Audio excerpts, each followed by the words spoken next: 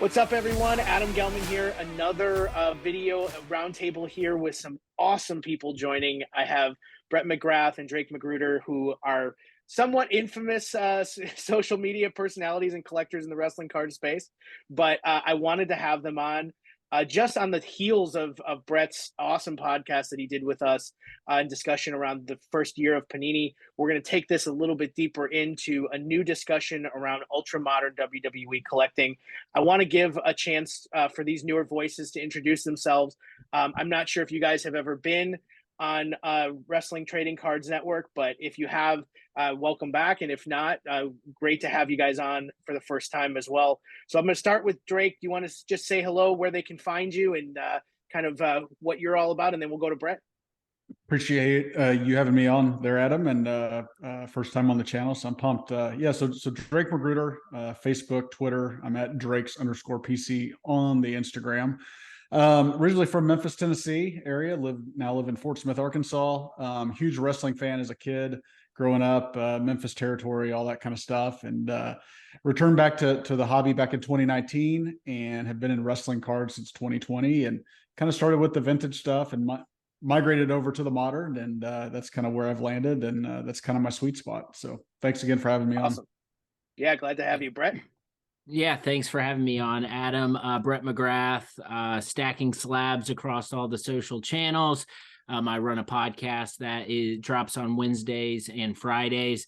Lifelong wrestling fan. I got the bug early when I think my dad was flipping through the channels, and I saw Demolition beating up some jobbers, and I thought it was like the coolest thing of all time. And so I've had the bug ever since. Much like Drake, I got back in the hobby, re-entered the hobby in 2019, and wrestling cards have been a really big part of that journey. And I will say this, and this is kind of a surprise run-in, that I did have a special treat for this episode that I picked up before. Nice. So Pitch Black.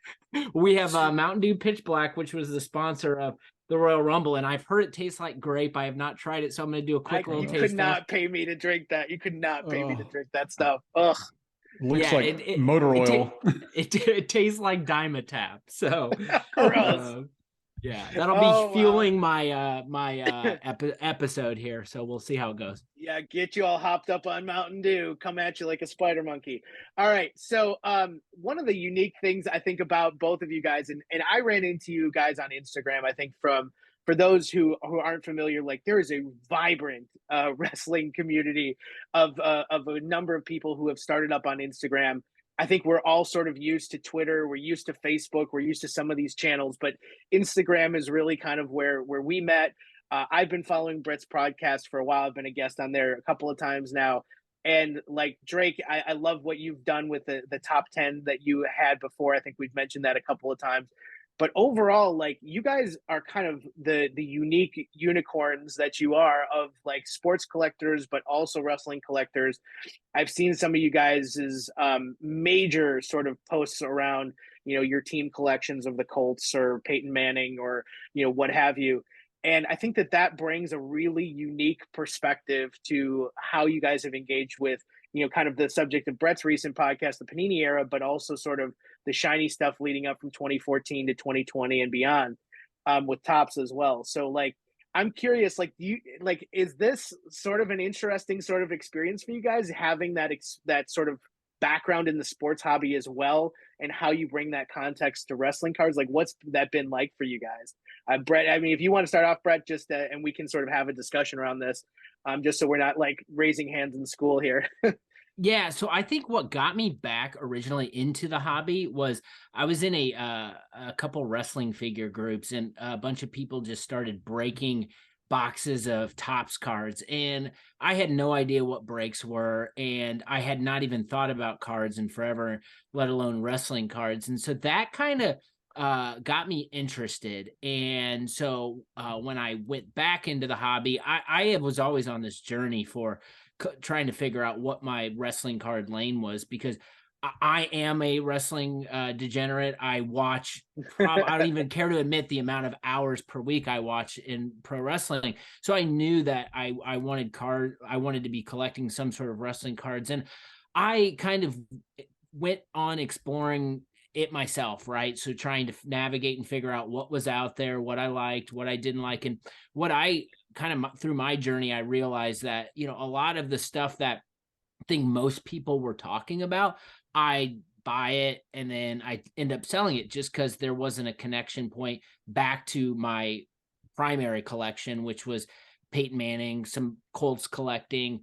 And so what I have found is that what has been really important for me has been the continuity and consistency with the types of products and the types of cards that I've collected on the football side and matching that up with wrestling. So it wasn't until I got exposed to like a 2014 Topps Chrome where I started to see alignment between, okay, shiny cards. I like shiny cards. Manufactured scarcity. I like manufactured scarcity. And it was once I started to understand that although it was a small portion of the wrestling card market, it was there and it existed. That's when wrestling cards really sunk its teeth into me. And then you have Panini, and then we all know what they do, Prism, all that stuff. But it's been off to the races ever since. So it was just the alignment with the rest of my collection.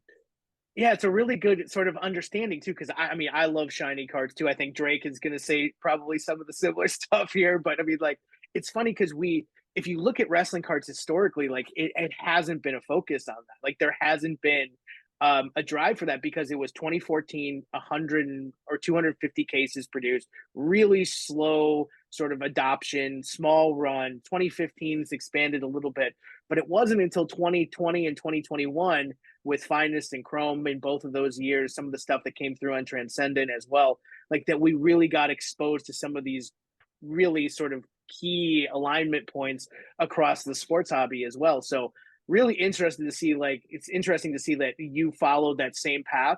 For me, I started a lot in like 2017, and like 2017 was nothing. Like it was very much like the most basic sets that you could have plus undisputed, right? Like that was like the big one that everybody lived towards. By the time Topps ended in 2021, we were much more large. So Drake, kind of in the same sort of vein, like you have a very large sports card collection overall from, you know, when you talk about Peyton Manning as well. Funny that you guys sort of both collect the same type of stuff, but like, how is that giving you context? Because you've been sort of front and center with some of the purchases that you've made too. Like, what's driven sort of your introduction into this? Yeah, sure. And it's funny you mentioned that because Brett and I will often chat that we're like the same collector, Right. sometimes competing for the same cards because he'll grab a card and I'll be like, dang it, like I wanted that. And then I'll get one and he's like, man, I wish I saw that. And so we're always back and forth kind of on the same cards, but it's all in fun. And I think we support each other, and certainly we both have enough nice cards to fill out our collection. But just kind of for me, just kind of backtracking, you know, growing up in Memphis, and I've asked my card shops that are still around and some people I knew that ran the shops back then, I was like, hey, when I was growing up, you know, in the Tennessee area, I collected lots of Peyton Manning and other folks and things like that, but they never had wrestling cards. And I didn't remember them having wrestling cards. And I asked them, I'm like, hey, like, did you guys have wrestling cards? And I just didn't know about it or what? And they're like, no, it was such like a where are you hiding this stuff? I know. It was such like a niche part of the hobby, and, you know, that whole sort of stuff that they didn't really have that. And so kind of growing up, you know, would love to go to the events, and I would buy like a overpriced, you know, $30, $40 t-shirt. They have all these like signed photos and belts that were crazy overpriced, just in my opinion. But like, that's what I collected. And I had the wrestling figures, much like Brett. I still have all of like the Hasbro and the Jacks and all those wrestling figures. I still have those around and stuff. And I still have all like the signed memorabilia and that whole sort of thing. But didn't really discover that there were like wrestling cards that actually existed. And the way I found out about it was I was, you know, when I returned to the hobby, I found out that there were like some YouTube channels and that whole sort of stuff. But whenever I was watching those, I mean, it was all like Sports Card Investor and all these, you know, PSA collector, and it's a sore subject here. Yeah, no, exactly. And it was all about, you know, buy this card and I think it's going to go up in value, and, you know, this, that, and the other. And I'm like, yeah, this is, but then it was like, it came to fruition, right? Because you're buying these like random cards, and by the time you got them in the mail, they went up in value. But then I'm looking at my collection and I'm like, yeah, I've got all these like Jason Tatums and trying to think, like, name your favorite quarterback and Trey Young's and this and the other. And I didn't have any connection to those players. I didn't really care about them at all. And that was kind of around the time that podcasts were starting to come around. Like Brett started his and some others started theirs. And on the Lucas Tigers and Bronze podcast, their very first guest was David Peck. And David mentioned wrestling cards, and he talked about the 1982 Wrestling All-Stars, which he's a big vintage guy and that kind of stuff. And I'm like, there's wrestling cards? I had no idea that wrestling cards even existed to that point. Yeah. And so I kind of got in and, saw those sets and that whole sort of thing. And, I grabbed a few of those cards, some of the 1982, the 85 and that kind of stuff. And I liked the way they look, but I was just like, they're kind of boring to me. Like there's nothing that just excites them. As a kid who collected in the 90s and grew up and that kind of stuff, I like the shiny stuff. I like the signatures, you pull from a pack and get auto, patches and things of that nature. And I think Brett and I probably had some kind of conversation, and as he was finding out about, hey, there's chromes and finest and, this kind of stuff, there's all this shiny stuff. And I went in there and looked at that and I'm like, geez, man, like you can get a rock chrome gold refractor for like less than $100. Like that's awesome. We're all listening to him say this and just shuddering at the fact, like, oh my God, we could have had this for $50. Like, are you kidding me? Yes. And so there are Brett and I, and I'm sure others that are there with our shotgun, and we're taking the shotgun approach and just buying every chrome gold, every finest gold, every super fractor and all that kind of stuff that we could find. And you did, Brett. You had like a whole stack of those things, man. I remember you put a video up of all the chrome golds that you had from that set.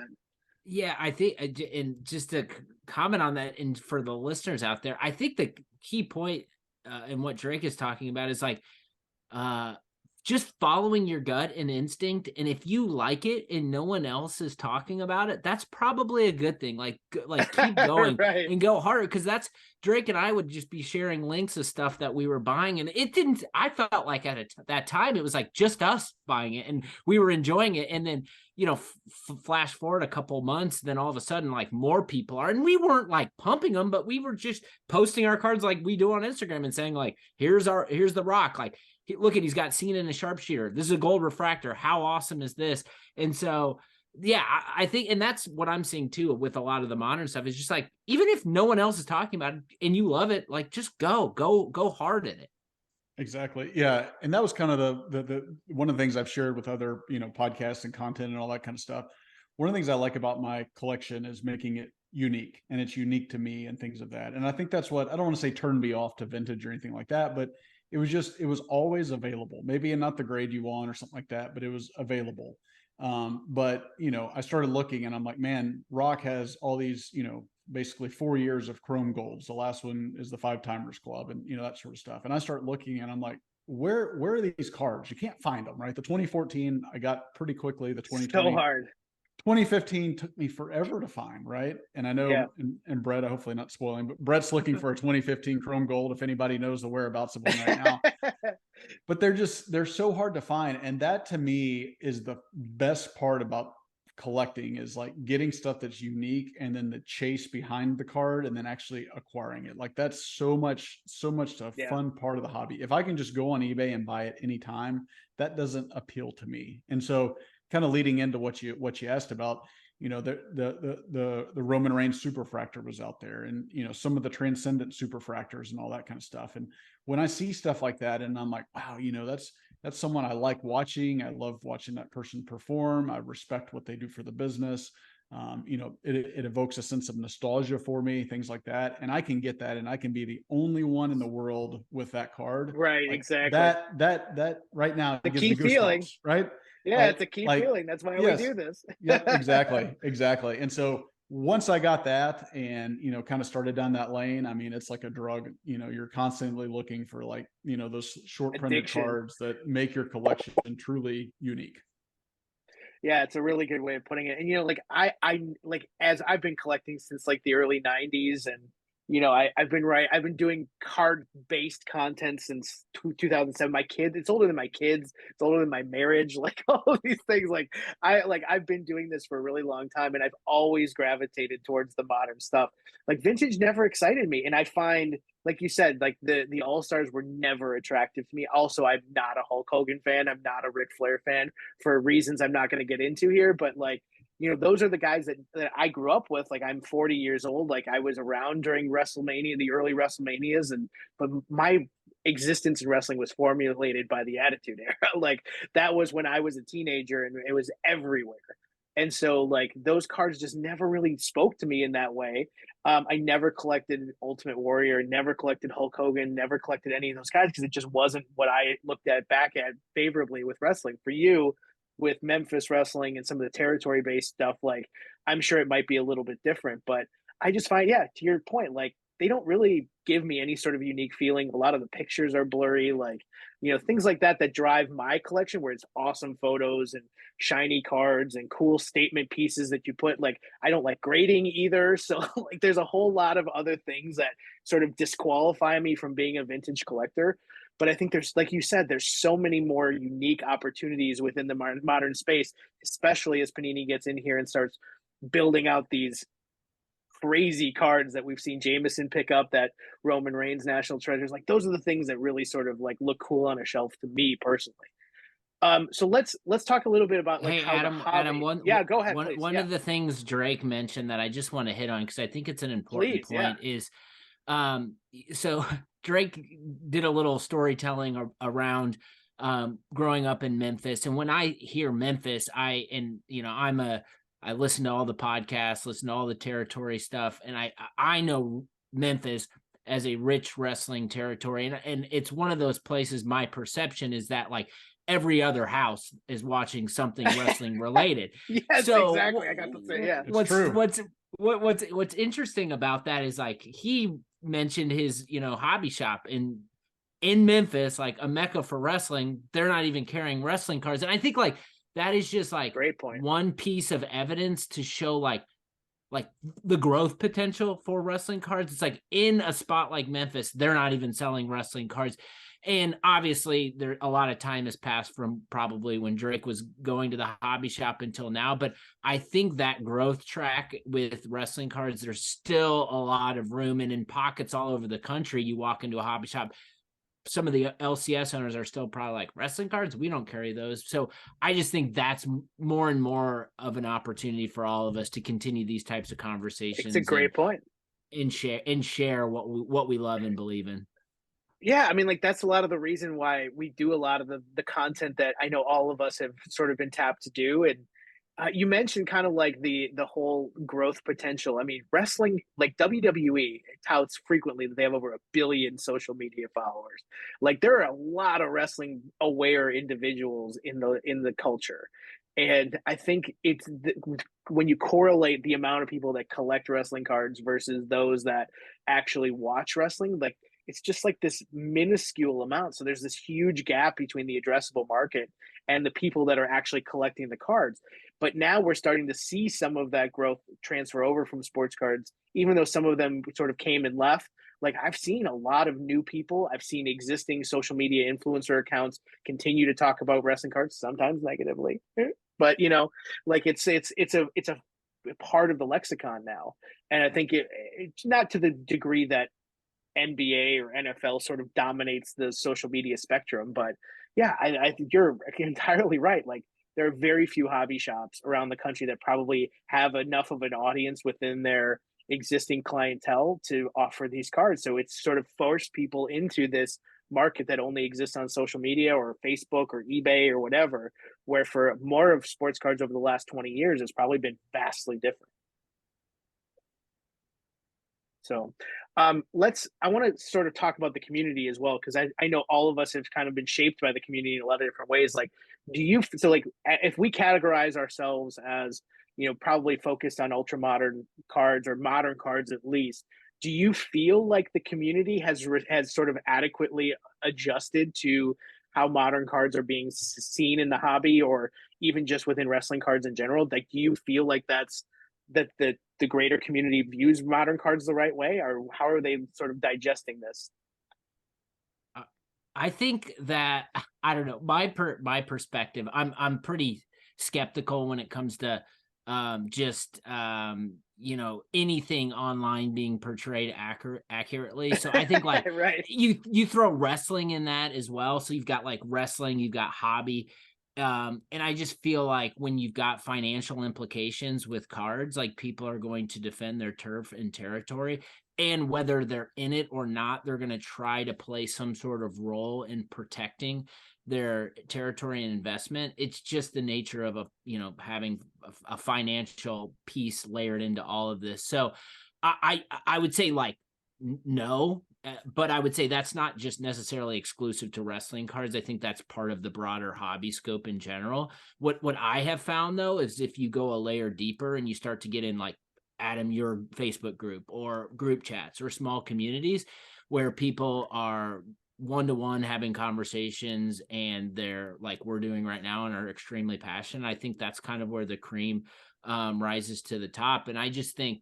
I think we all believe in what we're collecting and we all love what we're collecting. And that's why I feel like continuing education, whether it's in small groups, conversations, and just sharing, like the more we can do that, that's the real story to me. So although it tends to rub me the wrong way, and I'm sure you both as well, when you see it and you see someone talking out of their ass, I try to like take a couple steps back and just keep it down a couple layers, because I know like that's where the real conversations and the real stories are happening.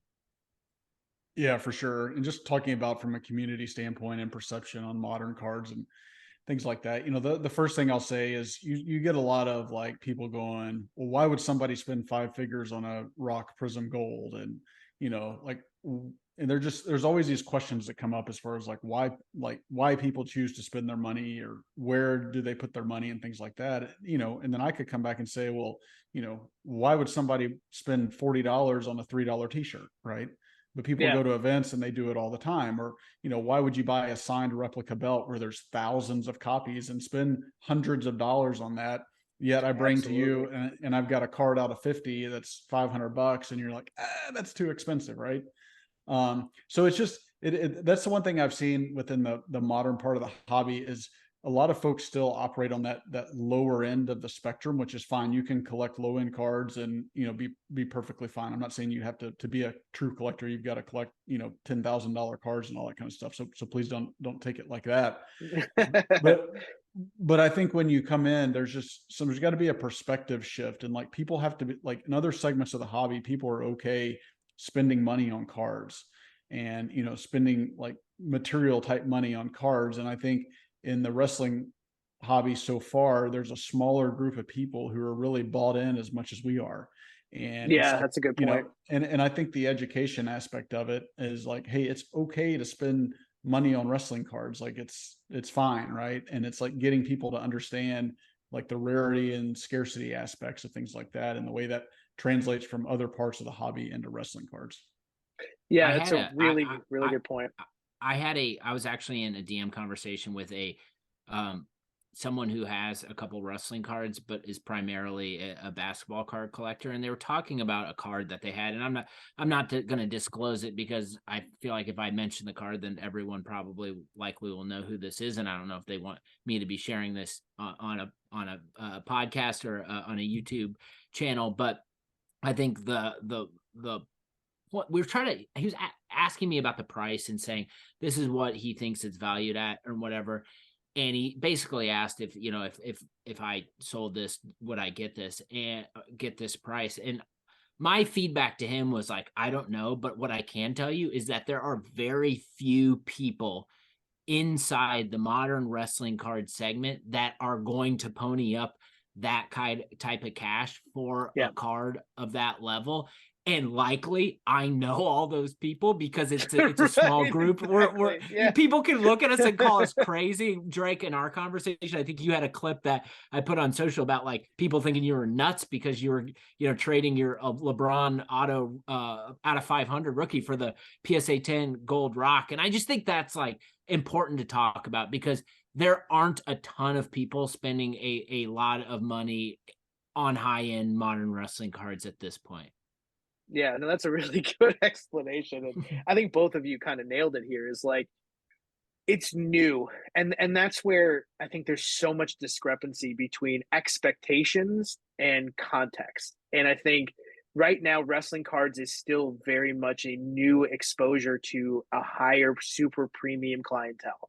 And like people were like, I said this on social media a few weeks ago, like it used to be like if a card sold for $1,000, like that was a big deal. Like there were very few wrestling cards. Vintage, I don't really know or have a good reference point on, but for modern cards, like if a card sold for $1,000, that was a huge deal. It happened maybe 4 times a year. Now it happened like 4 times in a week, and like that is happening frequently. And I think it's scary to think about like how quickly this has sort of escalated to that point.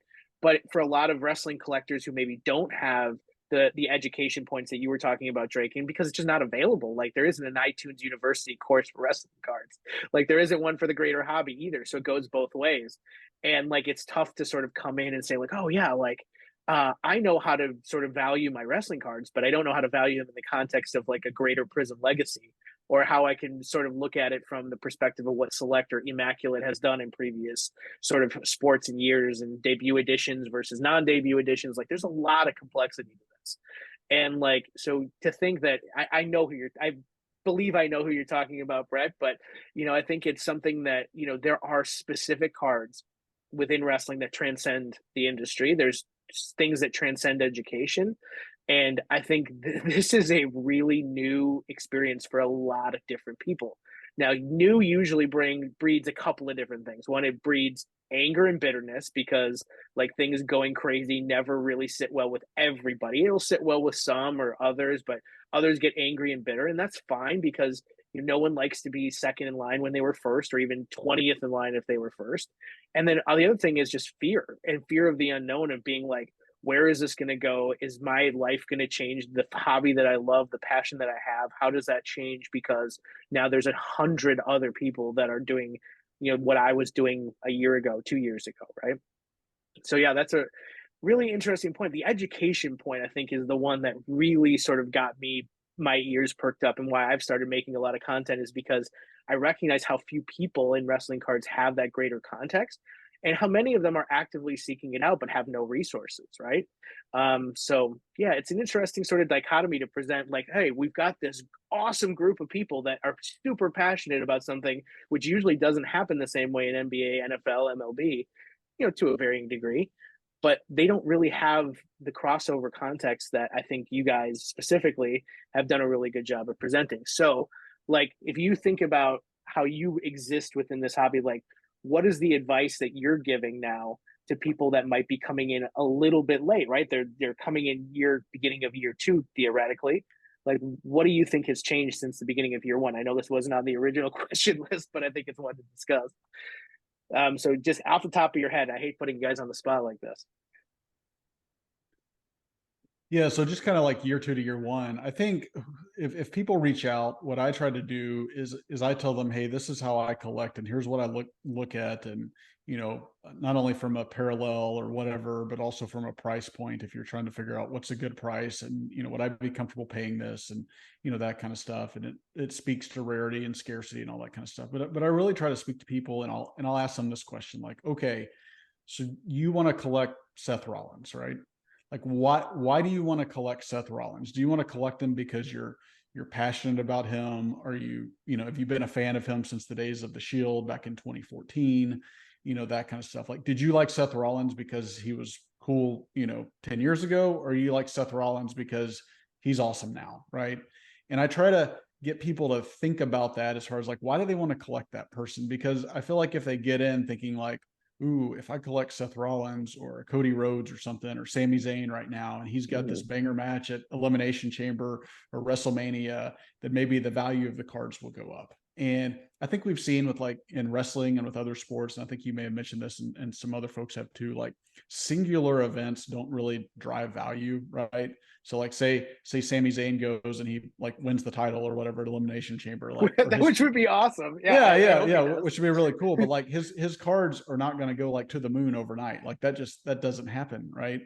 And so I think this my advice I give to people is buy the cards you like. If you have questions on stuff, like if you ask me like, hey Drake, I'm looking at this parallel at a 199 or something like that. Is this something I should go jump for now? And I'm like, well, that might be available at a later time.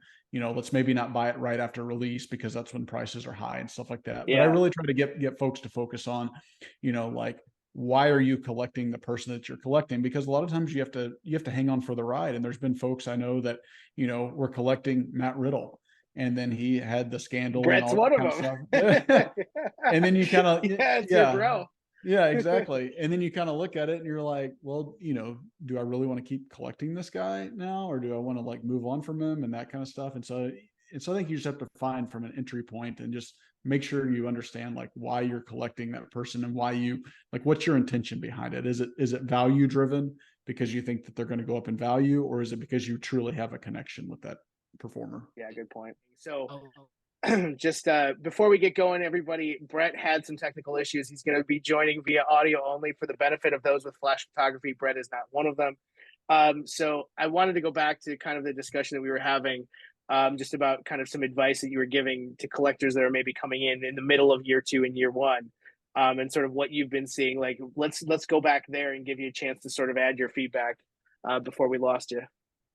Yeah, no, I was just saying most of what Drake said, I think, was spot on. So I'd probably echo his sentiments. I think what the piece of feedback that I always give people who are asking me about entering wrestling cards is always like, do you care about wrestling? Because if you don't care about wrestling and you're just looking at it as an opportunity to flip a couple cards, it's probably not the segment of the hobby for you. And I think it is a long game. It takes a lot of conviction. And I think ultimately, like, you have to want the cards more than you want money in the short term. And that's how I always try to frame it up for individuals who are asking me questions or are trying to dip their toes or thinking about dipping their toes into modern wrestling cards.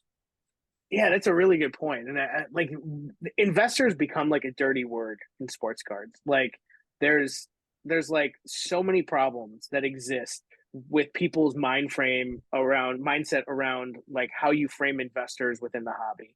And I don't know, like, I'm not one of those people that wants to sort of shun these individuals, because so much of what sports cards is the value that's associated with. Like, you can't divorce money from this hobby. You just can't. And even if it's just, is the budget I'm spending up to what I'm supposed to be spending it on, is even like the prime determining factor, even from the lowest level of collector. So I think like we can't divorce that. But when you talk about flipping cards, we talk about, yes, we know Prism got really hot coming out of the gate and then cooled off significantly. Like we talked about on your podcast, like there was a lot of hype around Prism and it led to, investors and speculators coming in and driving up prices. But I don't think that that's really like the way that wrestling community has since moved on from Prism, because if you look at Select, if you look at some of these other products that have come after it, and even just going back towards some of the other Topps products that were released recently, like none of that has really cooled off to a vast degree where we're snapping back to 2018 prices.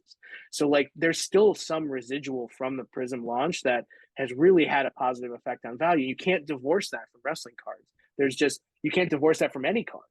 And so, yeah, I think you're spot on when you're saying like, you got to be in this because you want it. But that's kind of how we all approach as collectors anyways. Like if you're buying stuff you're not liking, like you're not like, is that really going to bring you the joy that I think all of us sort of stick around and do what we do as a result of that? Like, I don't.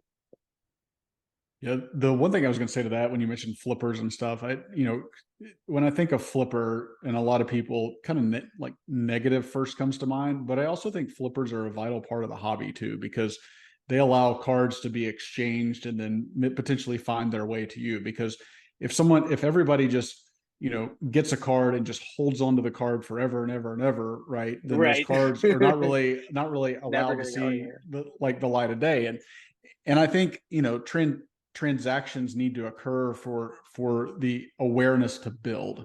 And we talk about that a lot. So Brett and I are in a Manning collector group chat. And I see people from the outside say like, oh, well, the reason that Peyton Manning isn't more valued in the hobby is because you guys just hoard all his cards, which is true. We do hoard all his cards, and like his best cards are kind of stored up in collections.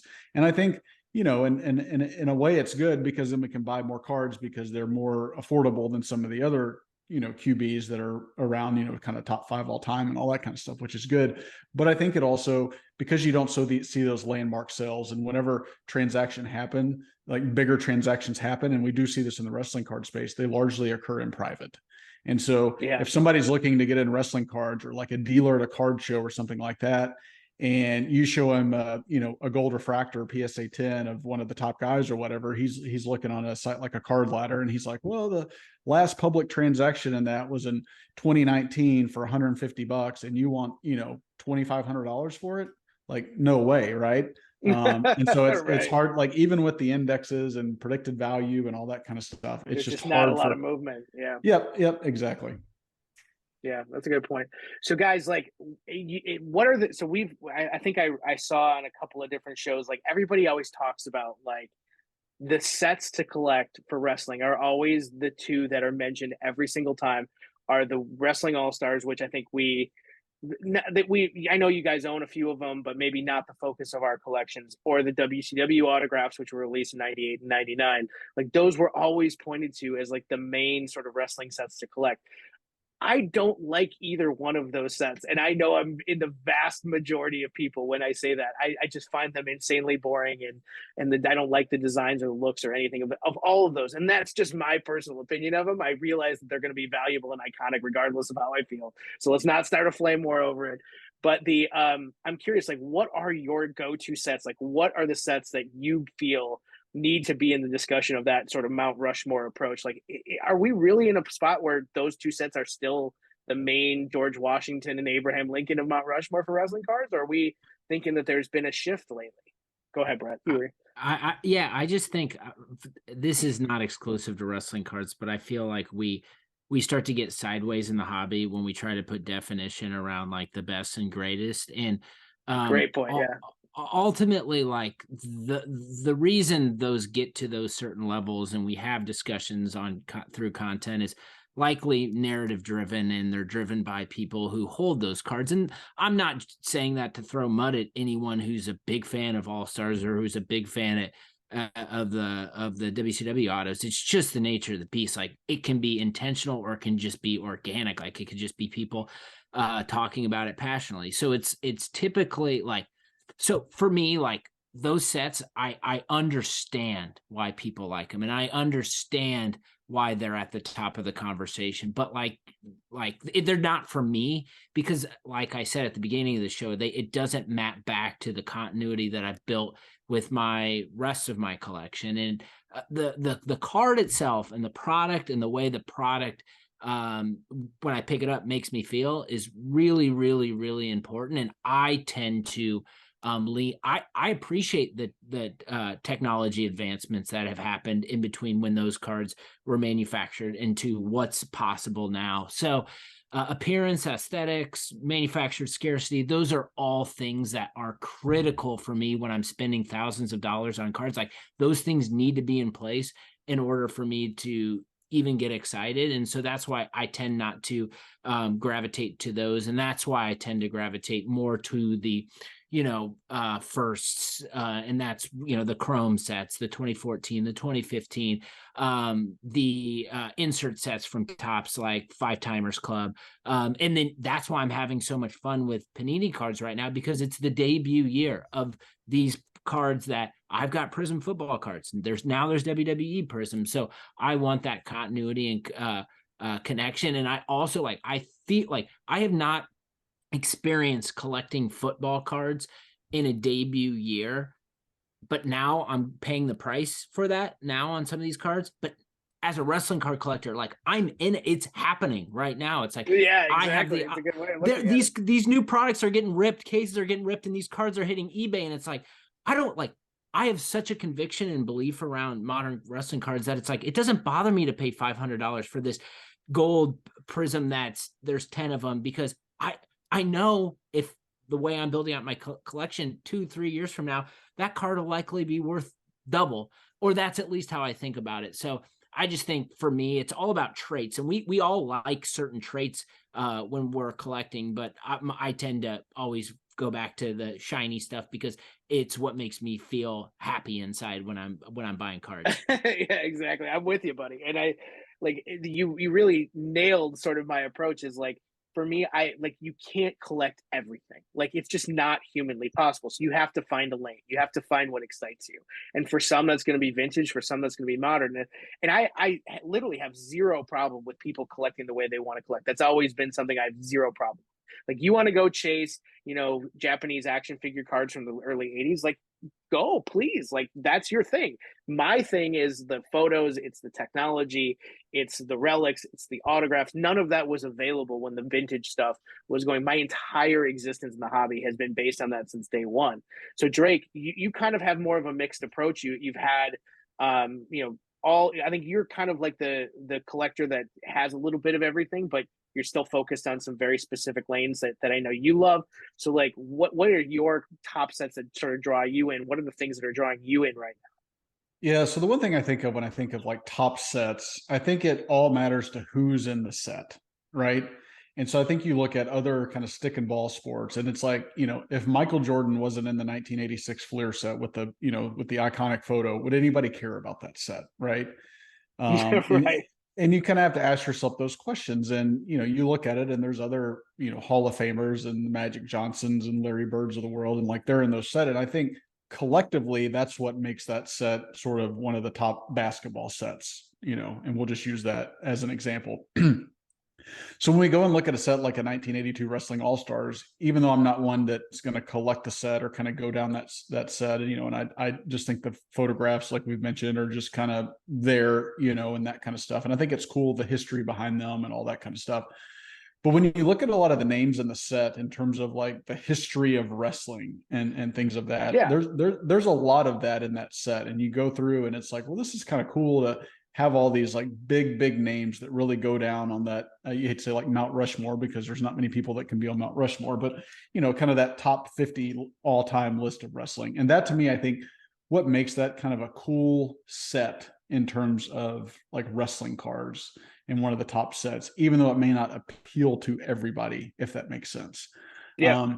But really for me, I love, and I'm very similar to Brett. I'm not so much a set collector as much as I like to complete runs of people. So like I mentioned The Rock earlier and getting all of his chrome golds, or, Roman Reigns getting all of his chrome golds or finest golds, or, moving into Prism and picking up Prism golds of people that I like, and that kind of stuff. But I certainly think, when you look at sets, and I think that Panini has probably done a better job even than Topps did of bringing in those kind of older folks that may not be actively wrestling anymore. And you've got guys like Ricky the Dragon, Yeah. like Ricky Steamboat and the Hulk Hogan's and the Andre the Giants and all that kind of stuff. And like, yeah, they're kind of like post-playing year cards, or like, they're after they've died or something like that. But it's really cool to have all those guys in a set now. And to me, where it hits the sweet spot is, they're shiny, they're numbered, they're rare, scarce. The photography is awesome. It's much better than like a yearbook photo like you see on some of the older vintage cards. And so when you throw all those people in a set, and a modern set and that stuff like that, I think that's what appeals to me so much with like this Prism and Select and some of the other newer sets that Panini did really well, that maybe Topps didn't do as well. And so that when you bring all those in, then you've kind of got what's, again, the sweet spot for me. You've got that great set of all these, top 50 guys and girls. And then you've got the shiny, you've got the rarity, you've got the scarcity and all that kind of stuff. And that to me is what makes a great set. And yeah, you guys go ahead, Brett. I just want to comment real quick on this thread, because I think it's really important, where Adam, you sent out kind of the first look at the Immaculate checklist, which I was just scrolling. And then I saw the Sandman on there, and I was just like, the Sandman and a WWE card, and Immaculate of all products. And I just thought about that, and it stopped me in my tracks, because then I remembered like staying up way too late watching syndicated ECW, and just thinking about the Sandman being this just like character that was so absurd and extreme. But at that age when, teen angst died, the nostalgia of that moment, he appealed to me. And so while Immaculate typically like of course there's cards in there I'm going to chase, and it's a cool set, but I probably won't be going as all in as a lot of modern collectors on that, just because there's some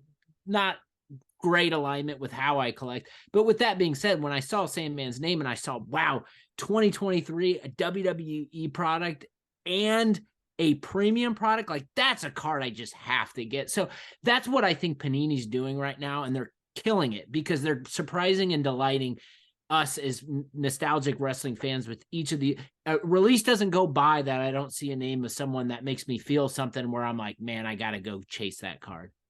Yeah, no, that's a really interesting name to call out. There's a few of those in there, like Jeff Jarrett's on the checklist, like stuff like that. Like those are the types of things. Like Sandman was in the WCW autograph set, like he was a hardcore hack or whatever. But like he was in, like there are parallels that you draw, and you guys mentioned a ton of parallels that are being drawn between your experience in sports cards and your experience in wrestling cards, and being able to tie those together. And for me, like you mentioned, Brett, like this is the first time that you've been able to have WWE Prism. Like I collected Prism from year one. I didn't like Prism from year one, but I've had cards going back that far. Like I've had football cards and baseball cards and basketball cards that have gone through the evolution of the hobby as it's grown from 2010 when Panini came in, and before when Upper Deck started with Exquisite and beyond. Like, you know, I've gone through that as a collector, right? Like I've lived that. I've been covering the hobby as like kind of a commentator, or however you want to, you know, sort of categorize me, but I've been through that, and now seeing all of those things start to come to wrestling is just crazy. Like we're getting AEW precious metal gems. I'm not an AEW fan, but that's a big deal. Like like getting that, like getting immaculate rookie patch autographs of, you know, Braun Breaker and stuff like that. Like those are hobby standards. And like you mentioned, like the golds and the shiny stuff, like those are what drove my hobby existence growing up. Like I've always gravitated towards Topps Chrome. I've always gravitated towards Finest. Like those are always the cards that I rode my bike down to the card shop to open packs. And so like, of course it shapes my adult sort of collecting life, because that's what's driven me. Even though I've been a collector since the early 90s where those sets were really rare, like they've really driven me to sort of formulate a PC around those things. So you mentioned like, hey, there is just a ton of parallels you can draw now because Panini is sort of focusing on bringing those to the hobby. Like, just to close this out, like, do you feel like that is the right direction? Is that the way to make this, you know, the sort of future of wrestling cards that we're all hoping for? Or do you feel like there is a balance here that can be driven from sort of the whole sort of Topps approach, the Panini approach, and bringing it together to give something for everybody? Like, where do you sort of fall in that, Brett? Like, and then we'll go to Drake, and then we'll close it out here. Say it one more time just to make sure I have it straight.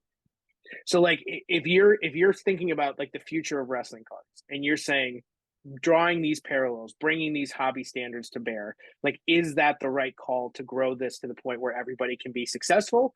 Or do you feel like there's a better approach with like a mix between sort of the Topps approach, which is, you know, the way that they did things, and then sort of the Panini approach, which is sort of consolidating all of these hobby favorites into a wrestling brand? Like, where do you stand on that? Yeah, I think like it's early, obviously, and I usually like to like it take a little time before I give like a full like this is how I feel. But I'll say like how this year has gone with Panini. The one thing that I certainly appreciate is the familiarity around the products that are being released, the parallels that are out, and my existing knowledge of the importance of those. Like I value that. I value when a new product comes out that like when Revolution dropped, like that, no one's talking about Revolution and everyone's like low end product, whatever. But like I love the Galactic, so it's like Me too. I not a lot of wrestling card collectors though, like new, like there's no serial number, like really understand Galactic. So I know you've created videos for education and that, but like to me that screamed opportunity, because I see what first year Galactics do in basketball and they look amazing. So for me, I think I have learned to appreciate the crossover potential between what has existed and what has happened on the Panini side, and then what we're getting as a fans. I feel prepared. Although when Chronicles came out, I was like, this isn't going to be something I'm interested in, and I've spent Right. so much money and time on different things in Chronicles, and so I've got the bug there. But yeah, I'd probably lean towards enjoying the way it's happening right now. Okay. Drake? Yeah, I'd probably say the same thing, that I really like the way it's going. I think the part that might be difficult for some, and I kind of think back, is, with tops, and even going back as a kid or whatever, and say you wanted to collect all the different parallels, it was relatively easy with tops to do that. Now, for someone from like me who's really into the lower number, the reds, the blacks, the golds, and that kind of stuff, that's kind of where my focus is. But I think it's going to be interesting moving forward to see, to wrestling collectors, because, there's a lot of set collectors and there's a lot of rainbow collectors in wrestling cards. And that's fine. Like that's totally cool, for all the people that do that. Like I love seeing those photos of a full rainbow and, that kind of stuff. But Me too. it, Nothing better. Oh, absolutely. And it's, with Panini, it makes it a lot more difficult when they start throwing in these, flash disco prisms and things from Asia, and and Yeah. this, that, and the other. And so for someone who's trying to navigate their way through wrestling cards just to begin with, which is a little bit more challenging than the major stick and ball sports, and then you throw in all these other things, right? And their head can just kind of spin and things of that nature. So it's very important, I think, kind of going back to the education aspect of it, and whether it's, through the articles you're writing on your site, through all the work you do on the YouTube videos with checklists and breaking them down and kind of comparing to the major stick and ball sports and all that kind of stuff. We just encourage anybody, watching this or listening to this, to, if you have questions or trying to understand things, like, don't be afraid to reach out to any of us. We're always happy to help, and that whole sort of thing. And I think that's what's going to help make the hobby and wrestling cards in general, be successful in the long term, is that whole community aspect of it. So Yeah, I can't disagree. I can't disagree at all. Like, and that's what's so key about this community is like everybody is helpful if you find the right people. And I think like there are some that have challenges being, community individuals and being, open to collector questions or being open to people sort of reaching out. But I think there's like, if you look at this channel, this YouTube channel, other channels that are out there, Card Foundation, Zan, all those guys, like they do tremendous jobs of making themselves available. And I think there's just a huge amount of stuff that's out there to educate yourself and just seek it out. Like seek out that education. I think it's hard. It's complex. Like I'm not going to lie. Like it's a hard thing to learn.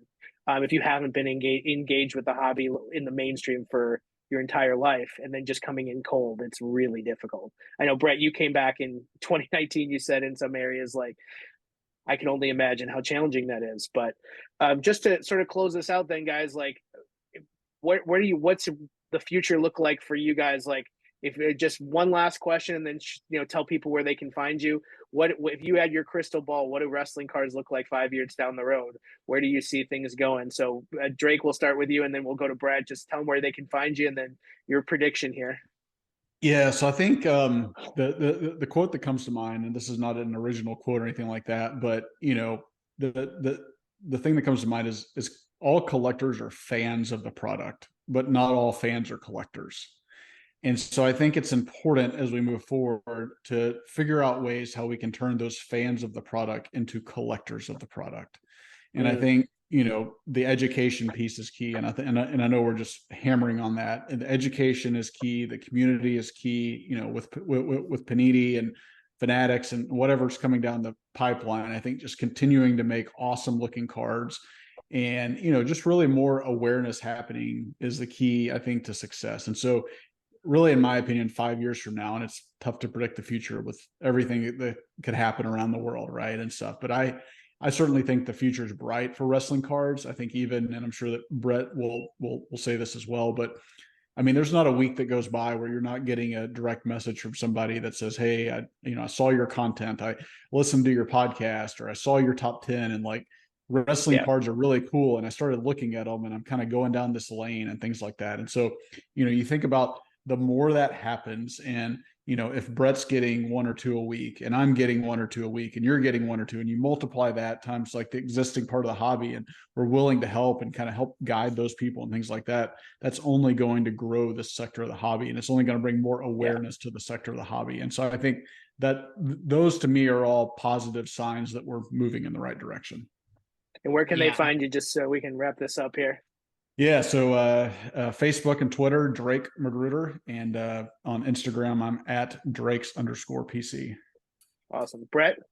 Yeah, so lot of good stuff said there by Drake. I think one of the points that was mentioned at the beginning that I want to hit home, because I think it's really important, is that so often in the hobby we get stuck up on like these all-time high prices or the dramatic crashes, and which those have happened in modern wrestling cards. We've seen that over the last, year to 18 months.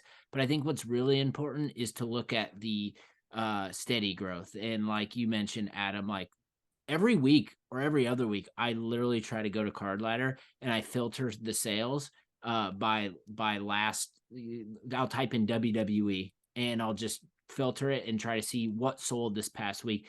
And the volume of $500 to $1,000 sales is happening more and more every other week. And so to me, that's steady growth.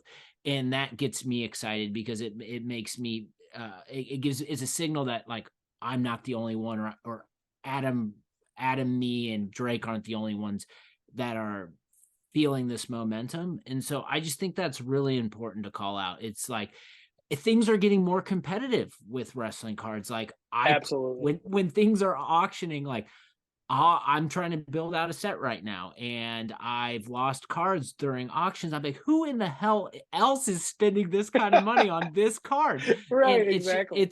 It's just happening. So I think for me, ultimately, all the points that Drake said, I think, obviously education is important, but like ultimately, like you as a collector have to have a lot of conviction. And if you have conviction, like you don't have to have a YouTube channel, you don't have to have a podcast.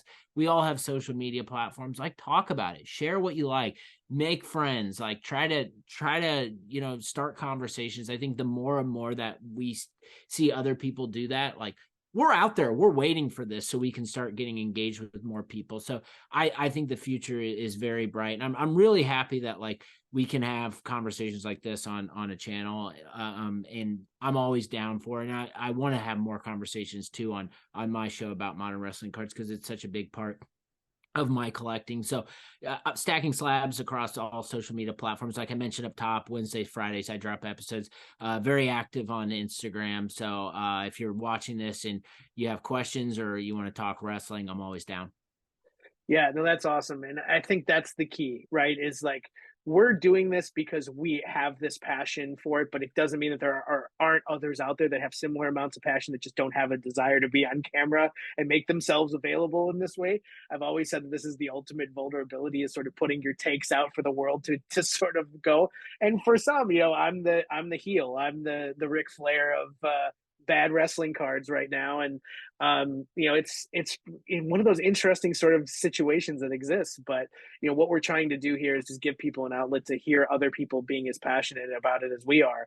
And as you said, like the reason I wanted to have you guys on is because it can't just be a very small group of wrestling collectors that are out there, because we see the results. Like we see that there are people that are spending money in big clips for these cards, and then the hobby's growing, and that's awesome to see. So thank you guys both for being on. I think both of these guys on Instagram and on Twitter put out a tremendous amount of content. They have a lot of ways that you can digest kind of the way that they feel about cards. And really, this discussion was all just meant to be sort of a starting point for ultra modern sort of collectors to get a sense of where people are sitting. I think this was incredibly fun. So thank you both for coming on. I really appreciate it. Thanks, Adam. Thank you. All right, awesome.